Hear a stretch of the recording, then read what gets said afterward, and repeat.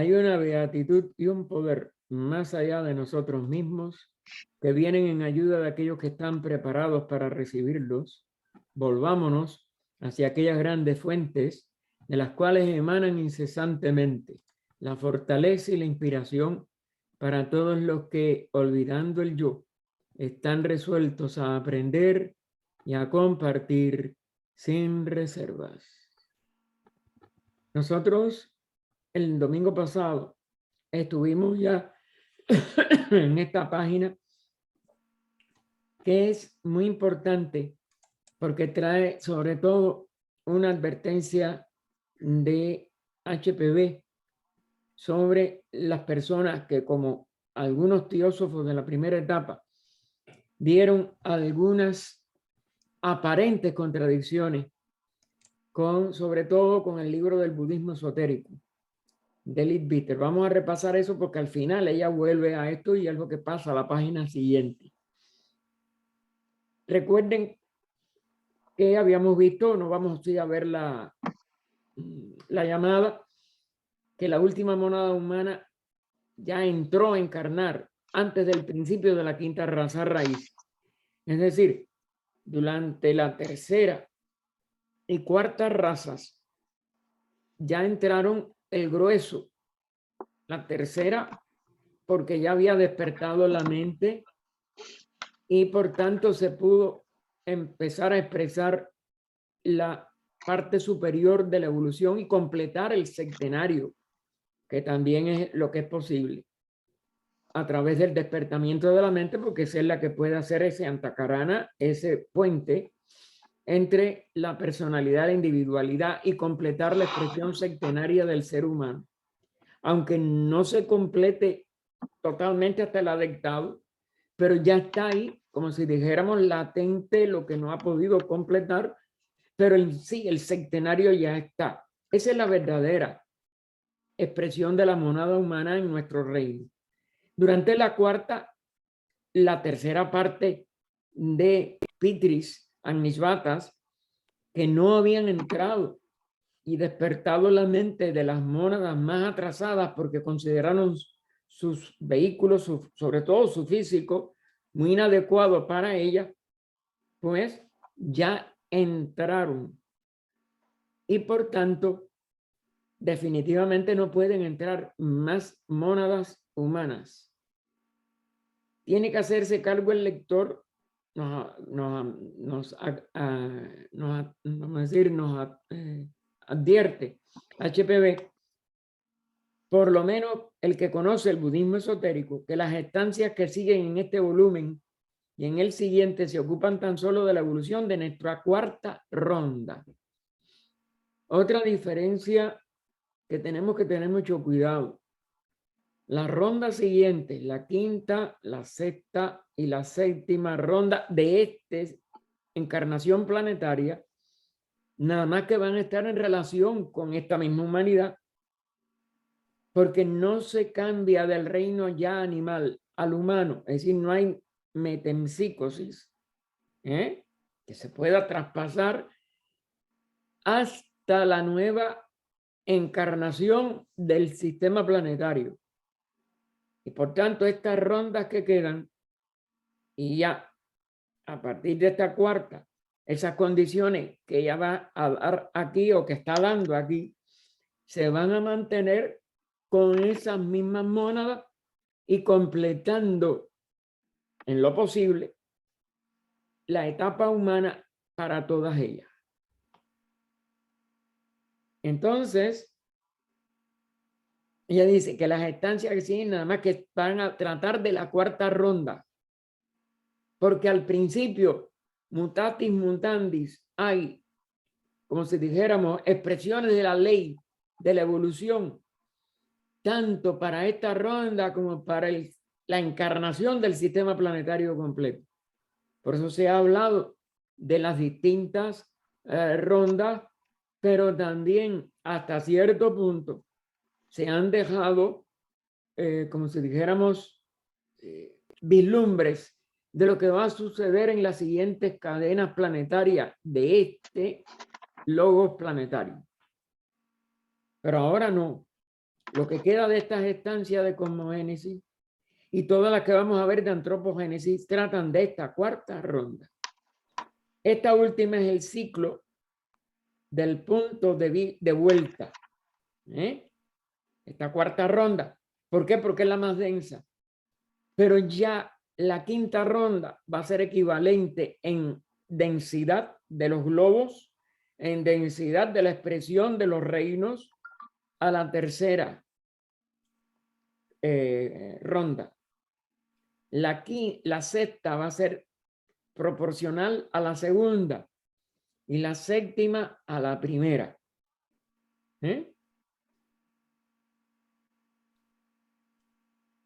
Perdón, Gaspar, no habíamos quedado en la página 191. Y ahí dice 151, perdón. Ay, perdóname. Sí, ¿verdad? sí. Me fui. Sí, es 150. 91. 51 Ah, 191 quedamos. 91 aquí. Óigame, gracias. Siempre, caballero.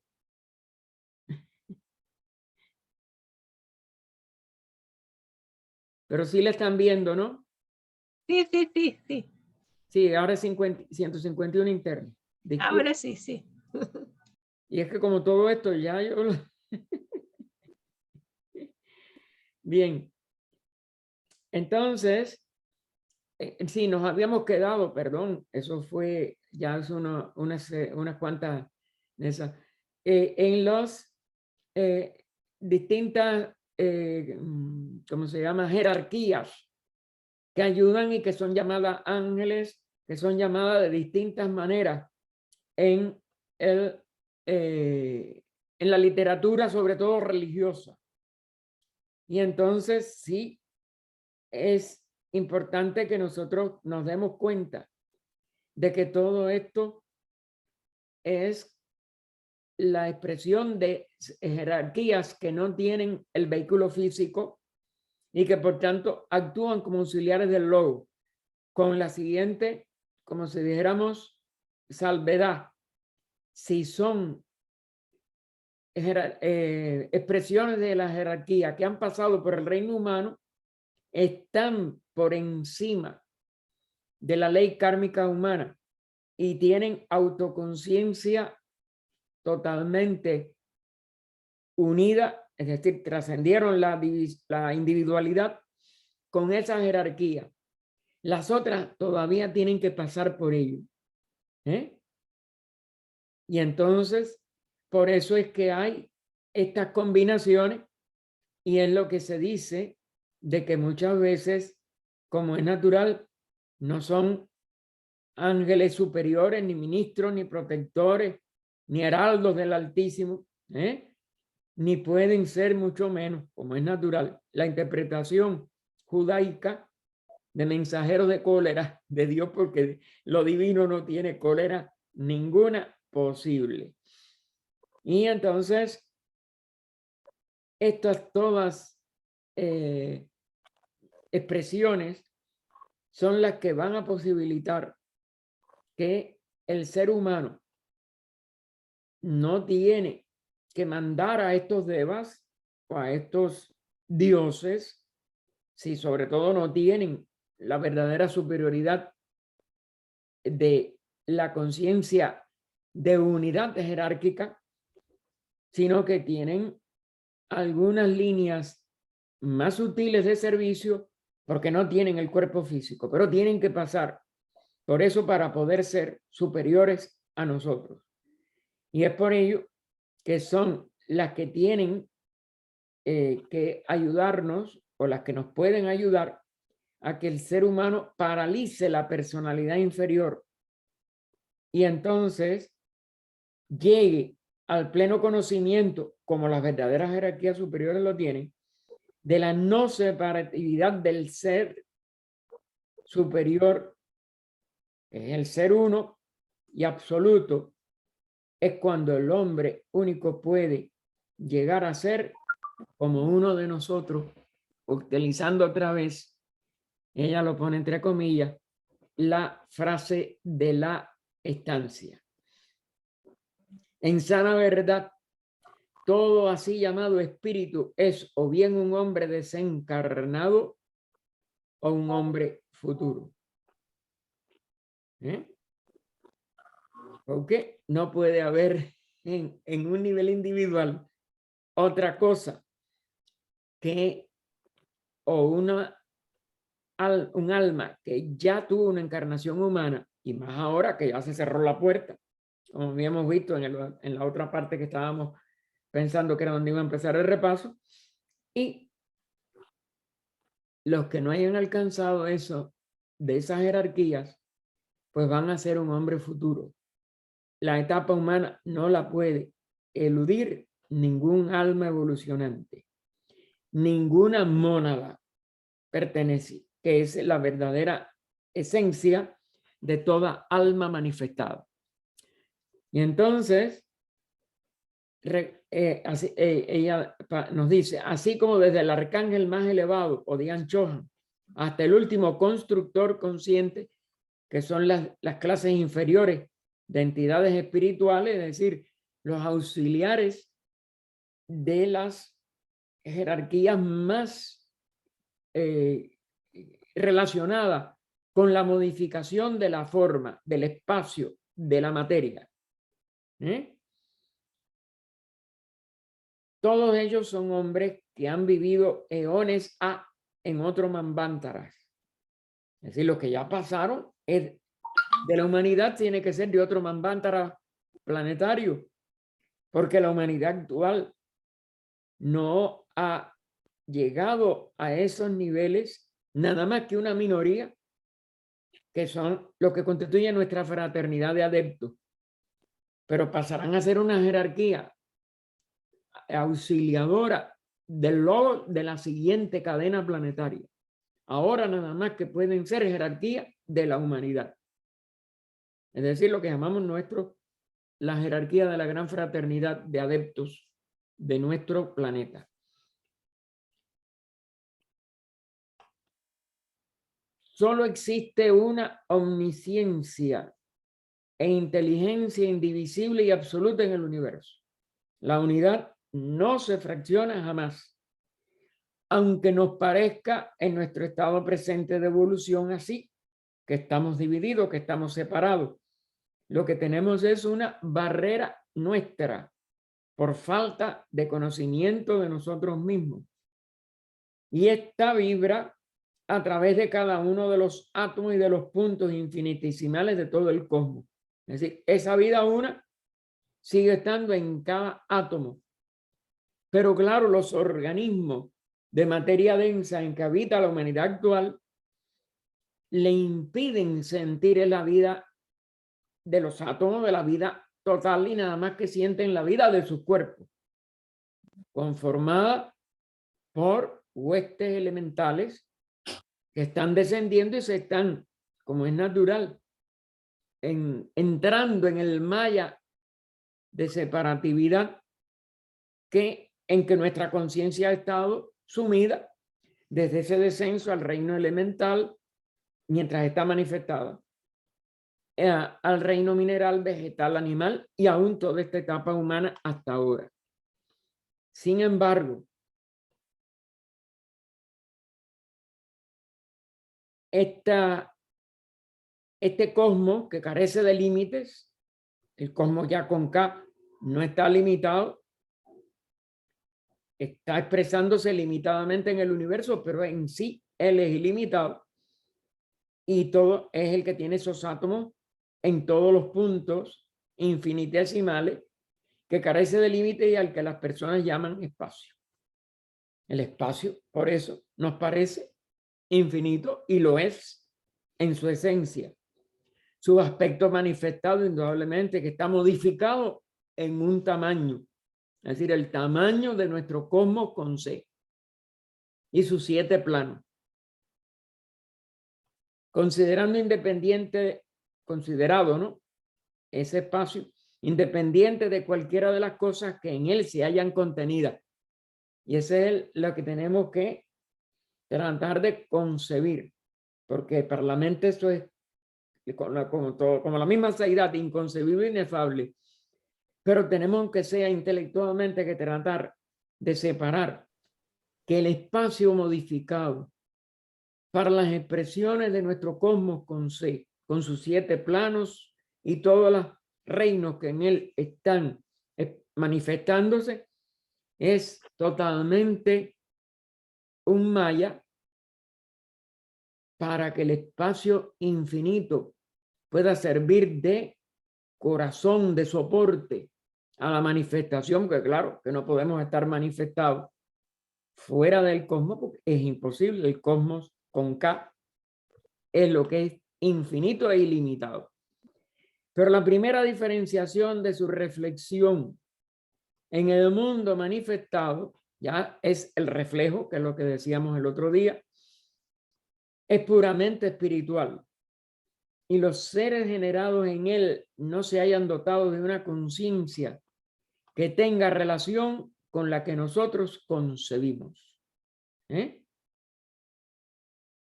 No puede poseer conciencia o inteligencia humana toda criatura o esos seres hasta que la haya adquirido personal e individualmente.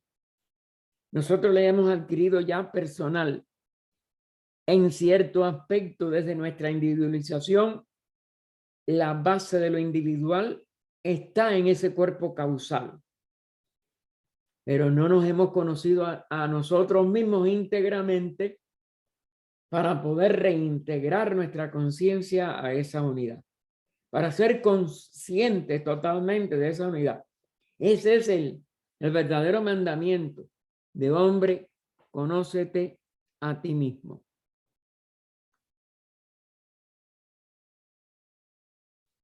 Todo el orden de la naturaleza demuestra una marcha progresiva hacia una vida superior. Todo el proceso de la evolución en sus adaptaciones interminables es una prueba de esto. Nada más que puede expresar ese progreso hacia esa vida superior, que es la que tenemos que descubrir en nosotros mismos, que es la verdadera clave de la frase consagrada, tanto en el templo de Delfos como en todos los misterios antiguos verdaderos del universo, no solo de Grecia. Hombre, conócete a ti mismo. Sin esa clave, y no nos conocemos a nosotros en nuestra integridad y en nuestra verdadera relación con esa unidad de toda la vida. Y por tanto, con esa conciencia de la unidad del todo en nosotros mismos. Todo el proceso de la evolución con sus adaptaciones interminables es una prueba de esto.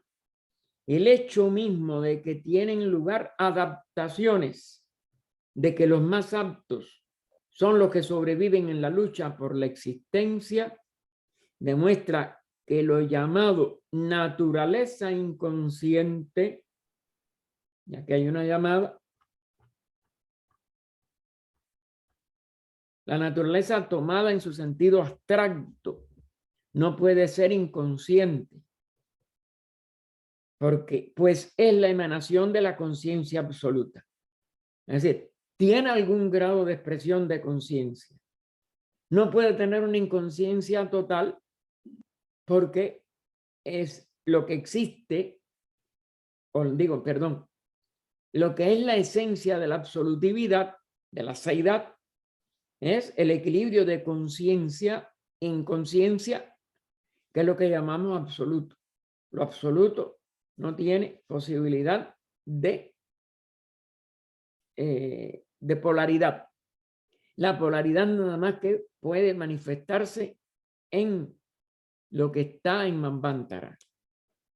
Y claro, por eso es que no podemos en el Manvantara llegar a una conciencia absoluta tampoco, porque somos un ser y los seres existen a través de expresiones de conciencia, la que podemos abarcar a través de nuestras expresiones manifestadas como ser. Y por tanto, un aspecto suyo es decir, esa emanación de la conciencia absoluta, es por tanto un aspecto suyo en el plano de la manifestación. Es decir, que en lo manifestado siempre tiene que haber un nivel de conciencia que no es absoluta, pero que tampoco puede estar ausente.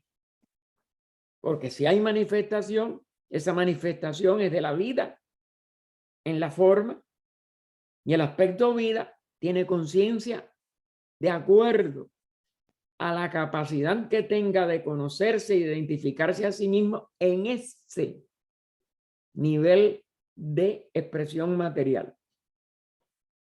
Y pregunta, ¿dónde está el atrevido que niega a la vegetación y aún a los minerales una conciencia suya propia?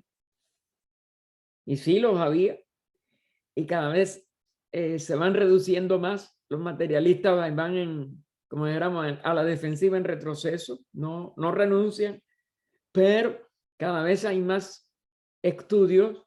En estos días María Luisa le ha mandado a los hermanos que estudian con nosotros y se puso en el chat de uno de los estudios de Kai que se han descubierto los sentidos primero en el reino animal, y que son 5, y aún en el vegetal, y que también pueden, claro, no como nosotros los concebimos en los animales y en nosotros, pero sí una cierta calidad de lo que llamamos visión. Aún en el reino vegetal les queda el mineral, que solamente los ocultistas saben que la cristalización no es nada más que la primera expresión de la vida y por tanto de su conciencia en el reino mineral, que sea perceptible para nosotros. Y termina la nota: todo cuanto puede decir esa persona que trate de negar la conciencia a la vegetación y a los minerales, es que esta conciencia se halla más allá de su comprensión. Ahí sí.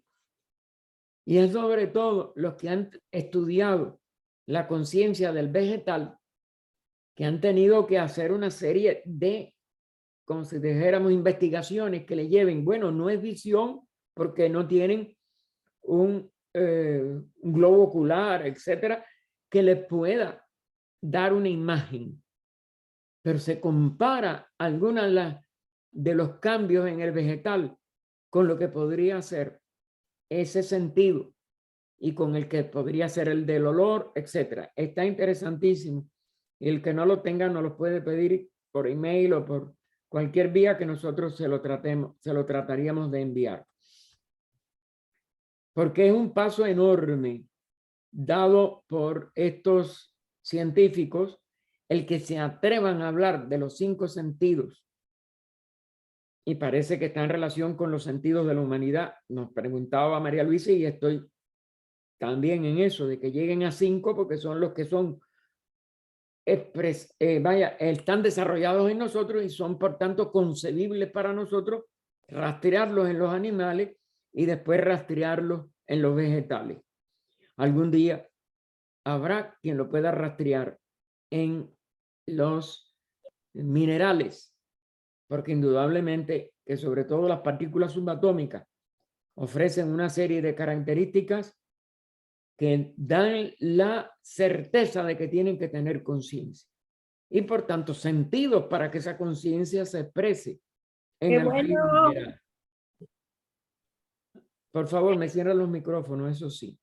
¿De hambre o de cansancio? Por favor, me cierran los micrófonos. ¿Hambreados? Aliméntanos, si puede. Díganle a quién es, por favor, que vean que vibra. Voy a ponerla. Por Marta, favor, ¿puedes me cerrar tu cierran. micrófono? Marta Alicia, Gracias. el micrófono. ¿Qué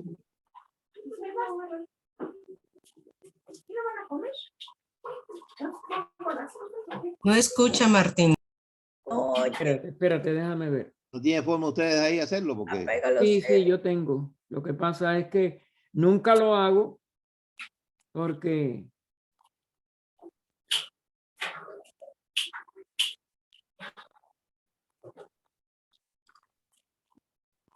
ya se hizo. No, todavía. Todavía. Ah, no, porque este es para... Uy, mi madre.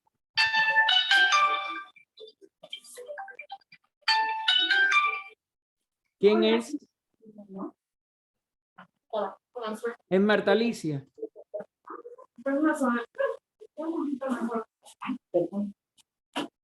Ni por enterada se da de que la No, estamos ya oyendo. la removí, ¿qué voy a hacer? No puedo hacer otra cosa.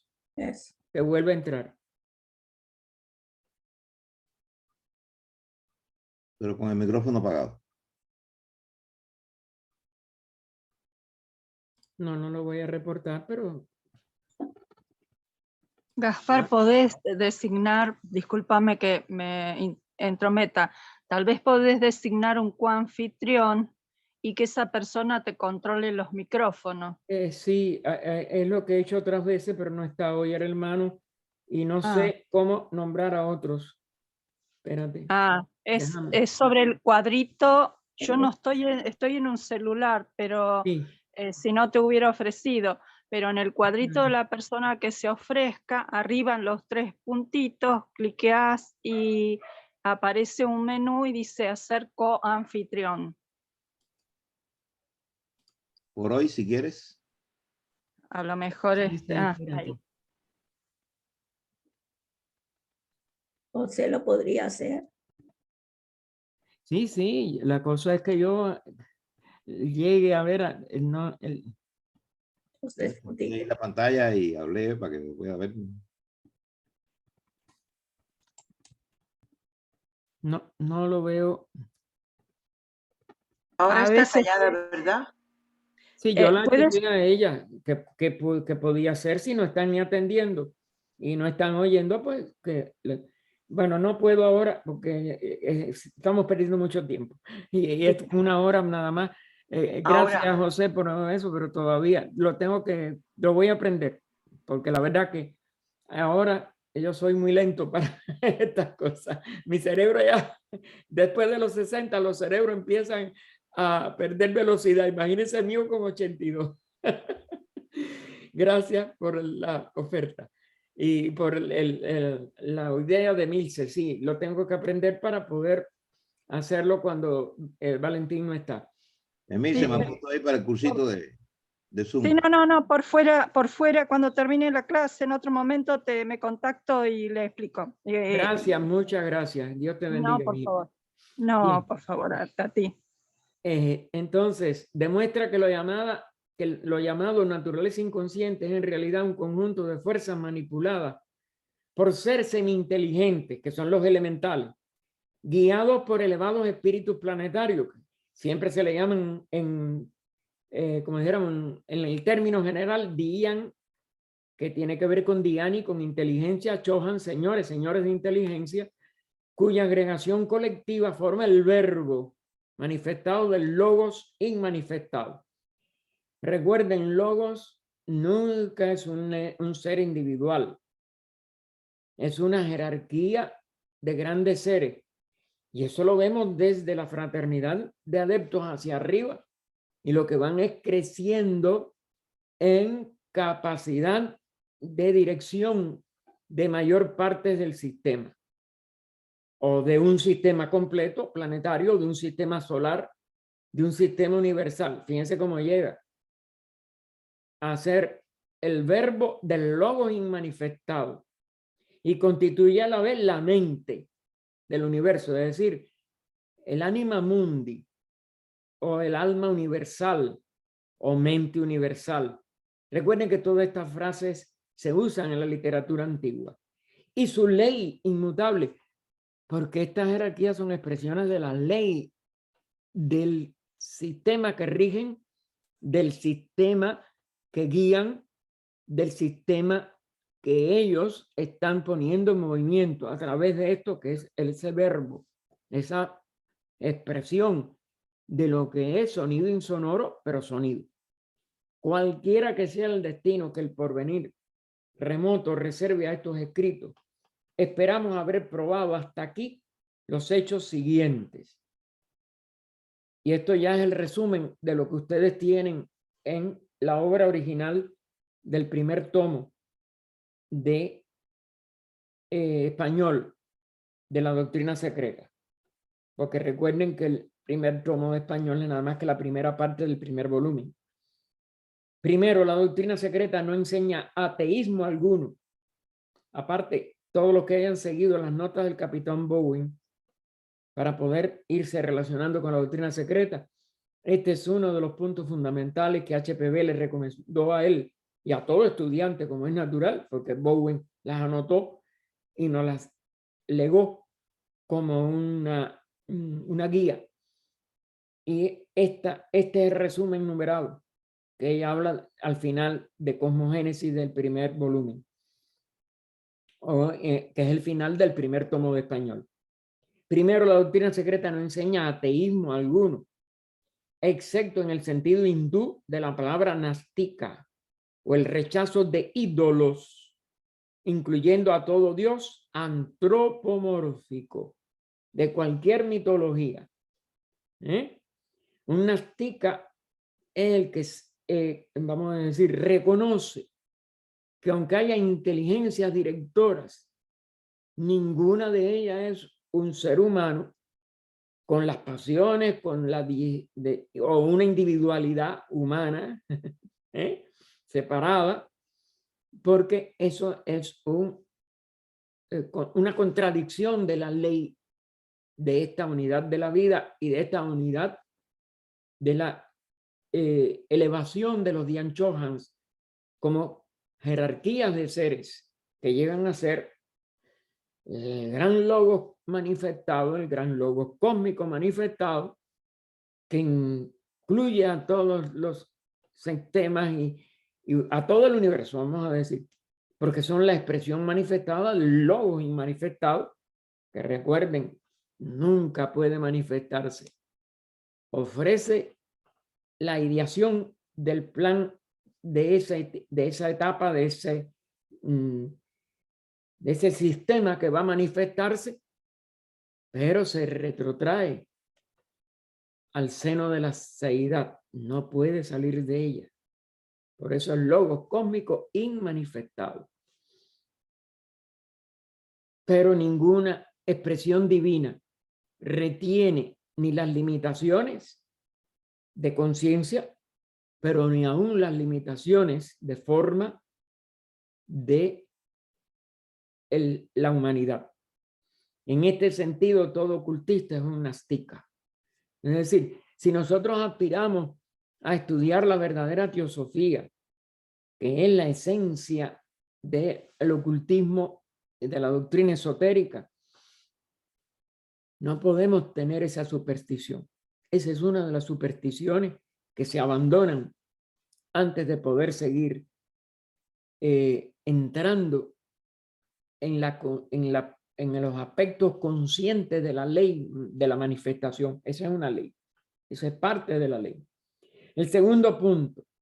Admite un logos o en el lenguaje limitado de las religiones, creador. No se crea nada porque todo es. Y no hay forma de aumentar esa realidad ni de disminuirla. Pero bueno, cuando se manifiesta, surge de lo inmanifestado a lo manifestado, pero no crea nada. Pero es un creador en el sentido relativo que se da a la palabra, porque es más difícil mantener la idea de la manifestación en la mente nuestra, que es muy limitada, y es colectivo. Nunca es un individuo. La individualidad es exclusiva de la humanidad. Todo lo que se manifiesta anteriormente se manifiesta como almas grupales. Todo lo que va más allá del ser humano es una jerarquía de conciencia unificada de todo el que puede culminar su evolución humana y expresarse colectivamente como leyes. Aunque cada uno de los componentes, esta es una de las maravillas de esta ley de evolución y esta ley de realización, cada una de esas unidades anteriores o conciencias individuales retiene una contribución única o unicidad a esa inmensa jerarquía que se manifiesta con una total unidad, pero donde, como si dijéramos, brillan todos los colores o todos los iridiscencias que van a aportar algo que ninguno de los otros aporta. Este es otra de los conceptos más difíciles de la filosofía esotérica. Y entonces ellos son creadores colectivos del universo, un logos, un demiurgo, otra palabra usada en la filosofía, y después algunos teólogos la han usado, pero en un sentido muy inferior, en el sentido que se implica al hablar de un arquitecto, es decir, una dirección inteligente. Y por eso pone arquitecto también, porque no es un arquitecto que hace un plano físico, que hace un proyecto de construcción. Como creador igual, ¿no?, de un edificio, el arquitecto le da las características, pero es con la inteligencia, en este caso, de la ley universal. Aunque el arquitecto no ha tocado jamás una piedra del mismo, es decir, que no es el albañil que construye, no es el masón, sino que habiendo proporcionado el plano, deja todo el trabajo manual a los obreros.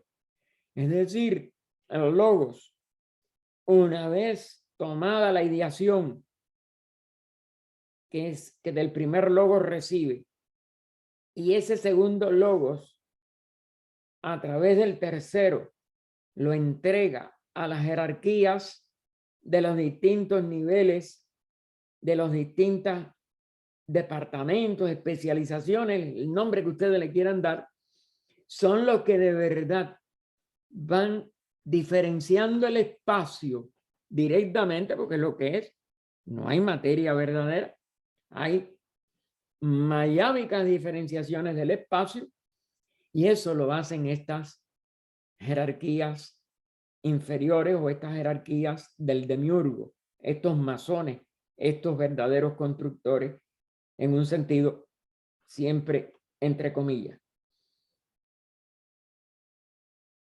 Son los obreros, ¿eh? En nuestro caso, el plano fue proporcionado por la ideación del universo, es la ideación del primer logo, y el trabajo de construcción quedó a cargo de las huestes, las jerarquías, y de las fuerzas y poderes inteligentes, dianchohánicas en el más alto sentido, y después haciendo una, vamos a decir, escalera, una escala de diferenciación aparente y de trabajo específico de cada escalón. Pero ese demiurgo no es una deidad personal, esto es un dios extracósmico imperfecto, sino solo la colectividad de los Dianchohans y de las demás fuerzas, que a veces se le dan otros nombres, y por eso ella pone este nombre más genérico, pero no fuerzas mecánicas, fuerzas conscientes e inteligentes, todas, aunque no en el nivel más alto de dianchohánico, que son los que constituyen en la cúspide el logo, tanto cósmico como planetario, como digo, solar, planetario, etc. El tercer punto, en cuanto a estas últimas, estas jerarquías, ellos o ellas son duales en su carácter, estando compuestos de A, energía bruta y racional, es decir, la fuerza en un sentido más cercano a la fuerza física, cercano porque figúrense, tiene que atravesar muchos planos desde donde se manifiesta en el primer nivel superior, inherente en la materia, es decir, inherente en el espacio diferenciado. Y diferenciable, porque indudablemente que esas diferenciaciones van abarcando 7 planos, primero cósmico, después 7 planos solares. Y B, el alma inteligente o conciencia cósmica, ya como manifestación de ese espíritu, como manifestación de esa alma universal que guía y dirige a aquella energía y que es el pensamiento dianchohánico. Esos dianchohan colectivamente expresan ya la ideación, la objetivan, vamos a decir, la organizan en lo que llamamos pensamiento, que refleja la ideación de la mente universal. Es decir, que va a ser un reflejo de esa primera ideación o reflejos sucesivos, porque en cada plano, claro que van variando. Y es todo, entonces, una serie concatenada, inteligente y con expresiones de diferentes aspectos de la ley una en aparentes leyes múltiples, pero sigue siendo una ley una, parte del Maya. Pero a las conciencias que están en los estratos más cercanos a lo que llamamos la humanidad, las jerarquías constructoras, recuerden que, por ejemplo, en la Cábala son 10 grandes sefirot, es decir, 10 grandes expresiones de la más alta a la más baja, correspondiendo con estos 10 números del universo, etcétera. Todo tiene esto su simbología, pero también su realidad. El resultado de esto es una serie perpetua de manifestaciones físicas y de efectos morales en la tierra. Porque si se manifiesta en la forma, da, y vamos a decir, varía y hace expresarse distintos aspectos de la ley de evolución en la forma, también tiene un efecto en esa conciencia. Y a eso le llamamos efecto kármico, ético, acción-reacción, justicia, que es todo lo significado que podemos darle a la palabra karma. Durante periodos manvantáricos, estando todo subordinado a karma, no lo expresa ya en el final. Todo subordinado a karma. Esa es la base ética o moral que nosotros vemos en toda la expresión de la vida, de la energía en el universo manifestado. Como este proceso no es siempre perfecto, porque desde los logos cósmicos hasta los logos solares, hasta los logos planetarios, etcétera, todos están aprendiendo a expandir más y más la expresión de la ley. El universo siempre crece, el universo siempre adelanta, el universo siempre va hacia lo más, como si dijéramos, inmenso de expresión de belleza, perfección, ética, todo lo que podamos concebir de bueno, todo lo que podamos concebir de evolutivo, aunque tenga sus ciclos aparentemente involutivos, es decir, aparentemente de densificación, porque esa es parte de la primera parte del aprendizaje, pero todos van a aprender algo y a expandir más su capacidad de expresar esa ley kármica, esa ley de evolución, que son dos palabras de la misma ley, una. Pues todavía se presentan brechas y fallas. Ella lo va a presentar sobre todo en antropogénesis. Y aún con mucha frecuencia, fracasos evidentes. Es decir, en un primer ciclo algo de esa expresión del plan no puede completarse. Por eso siempre quedan mónadas que tienen que repetir un reino, un nivel del reino, etcétera, que no han completado. Por tanto, ni la hueste colectiva, o sea, en la que llaman demiurgo, ni individualmente ninguno de los poderes que actúan son sujetos adecuados para atribuirles culto u honores divinos. Todos están en un rango de progreso. Aunque sean llamados dioses en determinado nivel, por ejemplo, de la evolución humana, y en determinado esplendor de algunas civilizaciones, son seres que todavía están evolucionando, aunque estén muy por arriba del grueso de esa humanidad que es la que los diviniza. Pero lo importante es que podamos aprender de ellos y que podamos elevarnos hacia ellos, mientras sea un ser individual. Ya ellos no son individuales, todos ellos son colectivos. Solo el siempre ignorado e incognoscible Karana, la causa sin causa.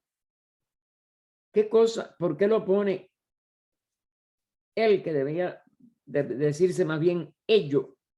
Ello siempre ignorado e incognoscible. Es esa seidad, que es la causa sin causa, porque no es un ser. Así que solo esa causa sin causa, solo ese Karana, incognoscible porque no lo puede conocer ningún ser. La única forma de conocerlo es absorbiéndonos en ese ser, y ya dejamos de ser seres manifestados. Entramos en esa unidad, pues es la única causa sin causa de todas las causas. Debiera tener su tabernáculo y altar en el recinto santo y jamás hollado de nuestro corazón, el verdadero centro de nuestro ser, porque ahí es donde nosotros hacemos contacto con nuestro verdadero origen, que está en esa causa sin causa, y la verdadera santidad inmaculada, porque esa no se manifiesta, no se mancha con la manifestación. Y ahí vienen todos estos dogmas después de la religión. Invisible, intangible, no mencionado, salvo por la voz tranquila y queda de nuestra conciencia espiritual. Esa conciencia, la más interna de cada uno de nuestros seres en su momento de autorrealización como ser humano, es que realizan también eso, pero sin poder penetrar aún a conocerla. Esto es una de las cosas que con la mente nunca podremos abarcar. Quienes le rinden culto deben hacerlo en el silencio. Que nos damos cuenta de este principio, de este Karana o causa sin causa, de este ello, aunque sea en un nivel intelectual muy limitado, nada más que podemos reverenciarlo en silencio, en la soledad santificada de sus almas.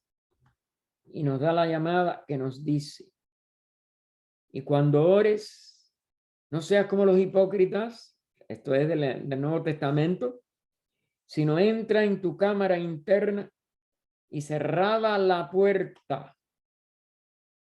Fíjense cómo ella lo enfatiza en negrita. Ora a tu Padre en secreto.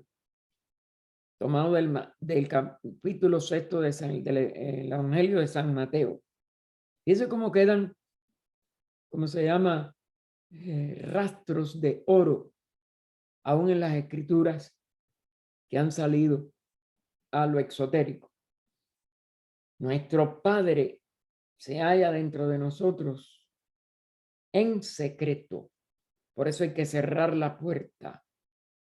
Y de la cámara interna ya, nuestro séptimo principio en la cámara interna. Recuerden las moradas de Santa Teresa. de la percepción de nuestra alma. El reino de los cielos y de Dios se halla dentro de nosotros, dice Jesús, y no fuera. ¿Por qué permanecen los cristianos tan en absoluto ciegos al significado autoevidente de las palabras de sabiduría que se complacen en repetir mecánicamente? Y con nada más que una atención profunda a estos dos fragmentos de los evangelios, cualquier cristiano podría entrar en un estado de, como lo hizo Santa Teresa de Ávila, de profunda santidad, si se adentra dentro de sí mismo y descubre esa, vamos a decir, esa habitación interna, cierra la puerta y se entrega a su realidad. Ay, ahora dónde está, se me ha perdido. Un poquito más abajo. Almas, gracias. No lo encontraba, esos números chiquitos, mijas.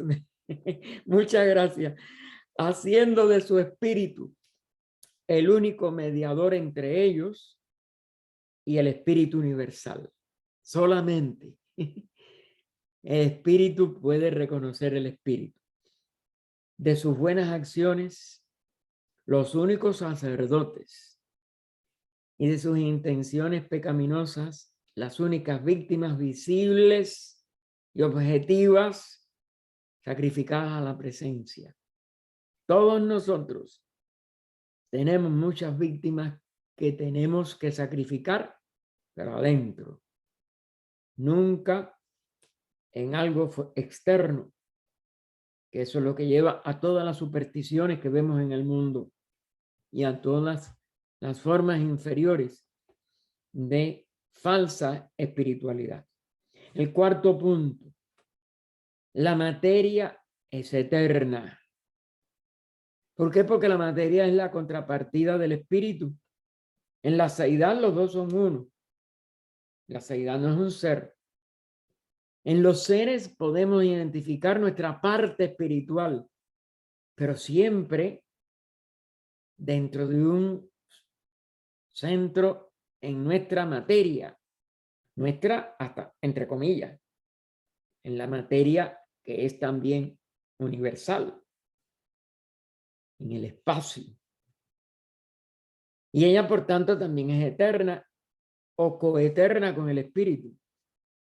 Es el upadi o base física o base más material para que en ella construya sus ideaciones de la mente universal. Ese arquitecto, esa alma del mundo e infinita. Porque esa mente universal también es una expresión universal del espíritu y por tanto es infinito. Por lo tanto, sostienen los esoteristas que no existe en la naturaleza ninguna materia muerta o inorgánica. Una de las 4 ideas básicas también del proemio de la obra original. El quinto punto. El universo ha sido desarrollado de su plan ideal de la ideación, que el logos manifestado muestra y se reabsorbe en la seidad, y el logos manifestado, esta hueste de dianchojánica, toma de ese plan ideal sostenido a través de la eternidad en la inconsciencia de lo que los vedantinos llaman para Brahman.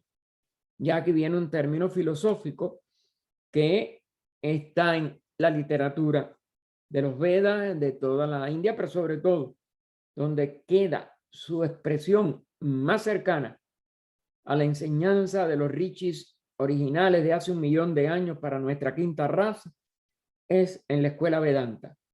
Eso no significa de que nuestros maestros, nuestra doctrina esotérica esté restringida a esa escuela. Ninguna de las 6 darshanas Ellas son el doble triángulo de la manifestación de la primera civilización y de la primera enseñanza, pero la única escuela que tiene todo es la doctrina esotérica de la fraternidad de adeptos. Y está por encima aún de la escuela Vedanta. Y es importante que no perdamos esta brújula. Aunque sea una escuela muy importante, no nos podemos hacer fanáticos de ninguna de las 6 escuelas.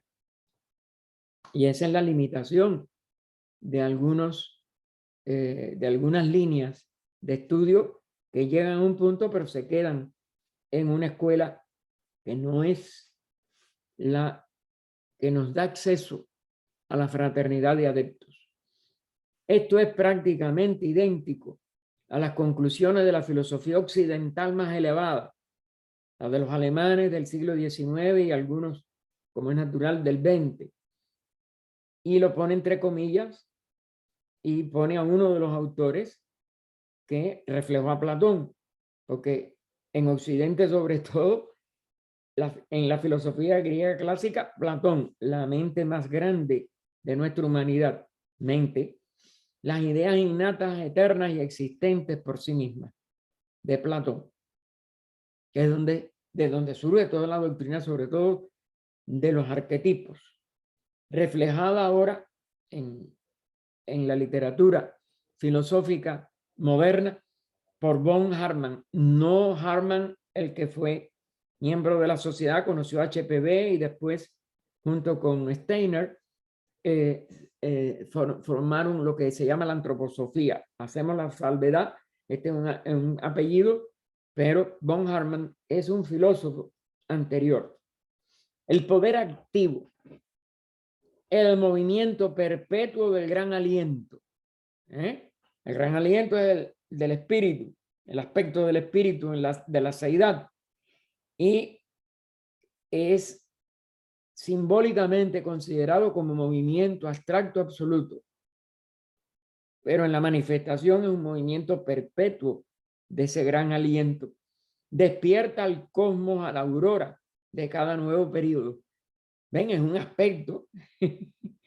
Cuidado, porque tenemos que tener mucho cuidado con los símbolos de lo absoluto y cómo algo de ese símbolo se expresa en el cosmos con K, es decir, el cosmos que abarca los 7 planos solares y los 7 planos cósmicos a la aurora, es decir, al inicio de cada nuevo periodo, que es un Manvantara, poniéndolo en movimiento por medio de las 2 fuerzas contrarias y siendo de este modo causa de que se haga objetivo en el plano de la ilusión.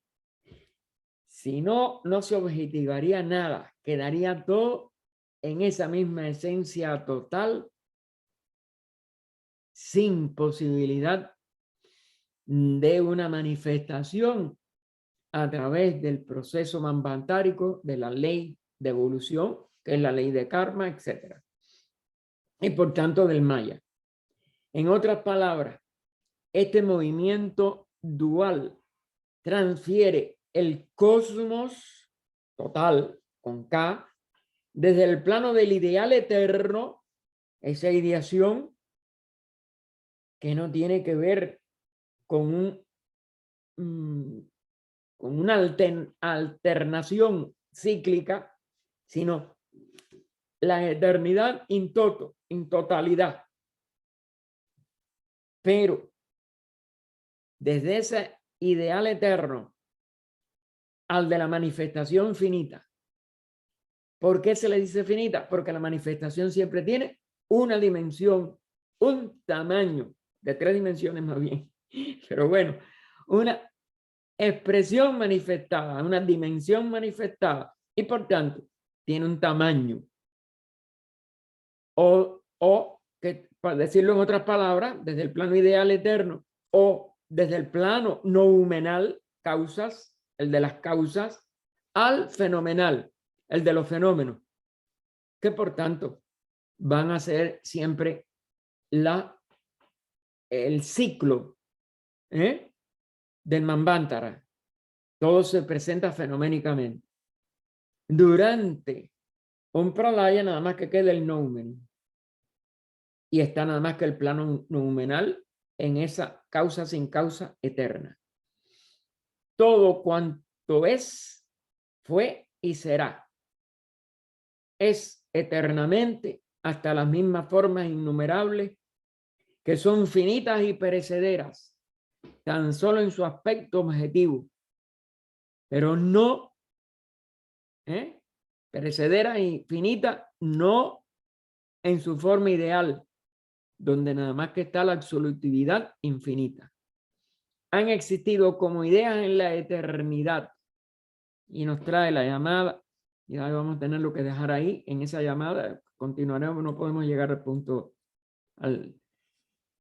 nos dice esta llamada tercera, el ocultismo enseña que no puede darse forma a ninguna cosa, sea por la naturaleza o por el ser humano, por la mente humana, cuyo ideal no exista ya en el plano subjetivo. Claro, lo eterno tiene todas las posibilidades noumenales como ideación total del universo.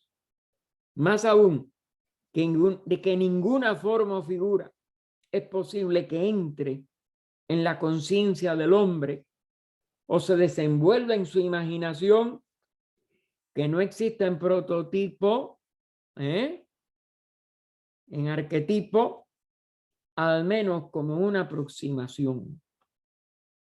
Es decir, que aquí tenemos en esta llamada otra de los puntos que no podemos nosotros nunca dejar de considerar. Tenemos que dejarlo aquí porque ya se nos hace demasiado tarde. Y cuando desaparezcan existirán como reflexiones. Es decir, cuando aparecen ya es un reflejo.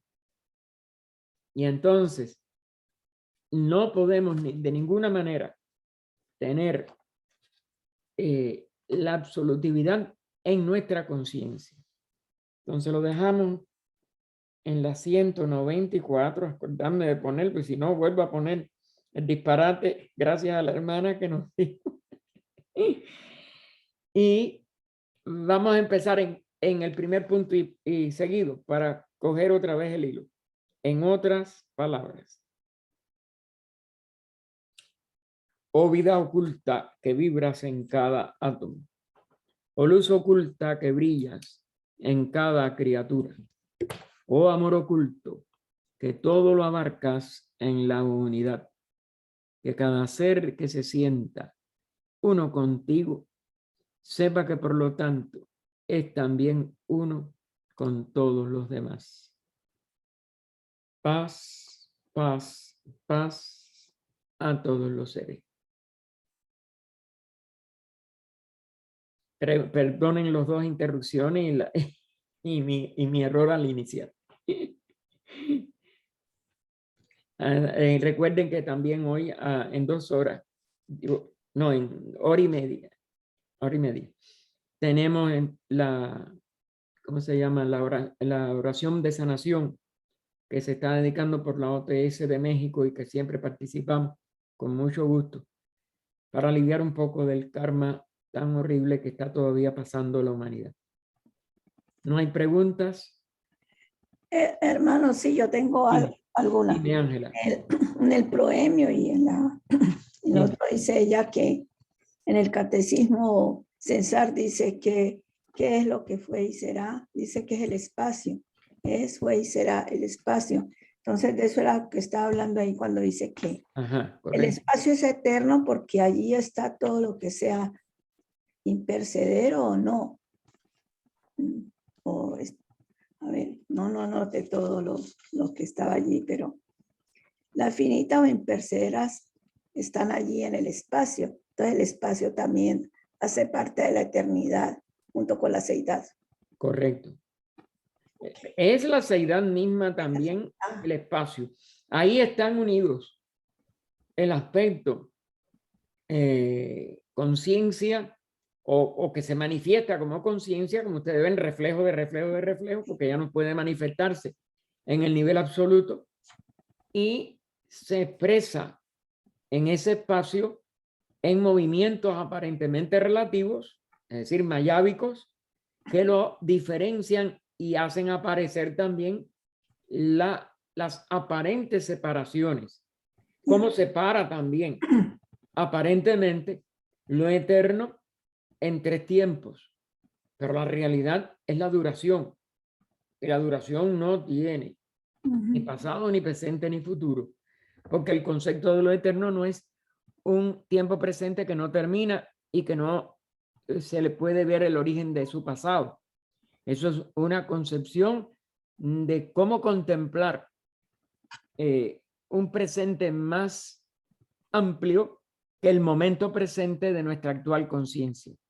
E indudablemente que en la manifestación, la conciencia superhumana de adeptos de algunos de estos grandes ya jerarquía, tienen que ser más, pueden contemplar un presente más amplio, pero mientras están manifestados, la duración no es como igual que la realidad total, no es, vamos a decir, ni imaginable ni contemplable.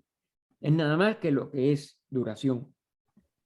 Y va por encima de los tres tiempos en una unidad tan inconcebible e inefable como la unidad misma.